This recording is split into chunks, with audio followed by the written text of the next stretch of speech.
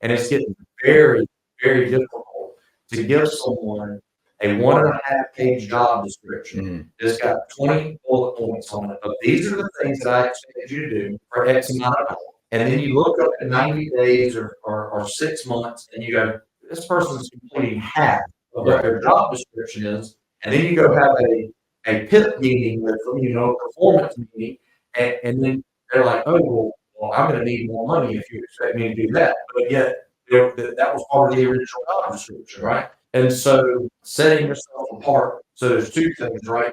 How do we become a company that has service beyond expectations for the client? And then another phrase that I stole from somebody somewhere along the way is, how do we become the employer of choice? And how do I have, and so I'm just going to, be a little bit of a plug for our local area. There's a small pest control company that works there. Local guy owns. He was in the Marine for a long time. I think he retired from the Marines, and he's had this pest control company for like 30 years. He's got a guy who's worked with him for 19 years, and he's got another guy who's worked with him for 22 years. Oh man! And I called this guy up. I said, "Man, what are you doing? What are you doing?" Yeah. And Trevor, I'm glad you're sitting down when I tell you how we do.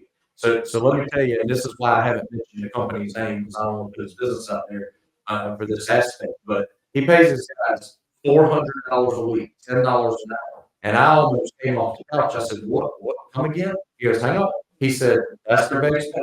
He said, "But there's another $500 a week bonus that they can get every week. But in order to get that $500 a week bonus, they have to wash their truck every day." He gives them a $10 roll of quarters on Mondays, and they have to go to the car wash and wash their truck every day. They have to come in with their shirts tucked in and pressed with a crease down the sleeves every day. And there's these other things, and I don't recall every single bullet point, but there's these things that this is expectation. Standard. This is standard. And so at the end of it, they're paying you $900 a week if you just do the things that I need you to do to meet my company standard. And of course, they still have bonuses and things to make you more money, sales and things like that. But I tried that for about a month. And let me tell you how many people I could hire on that plan. 0.0, right? So he's been able to pull off something 20 years ago that is very, very difficult to pull off now, and that's to get people to perform to your standard for a reasonable compensation. So people need that example, right? So I think if you had one person on your staff that you knew you could run this through with them, the performance pay structure, and then they started to find success in it, and the other techs want to find success in it, then maybe that's how you unroll it.